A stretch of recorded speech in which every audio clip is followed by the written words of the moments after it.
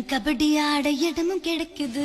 சின்ன வீடா வரட்டுமா பெரிய வீடா வரட்டுமா, மேஸ்திரிக்கு சின்ன வீடு பிடிக்குமா, நம்ம மேஸ்திரிக்கு பெரிய வீடு பிடிக்குமா, நம்ம மேஸ்திரிக்கு பெரிய வீடு பிடிக்குமா.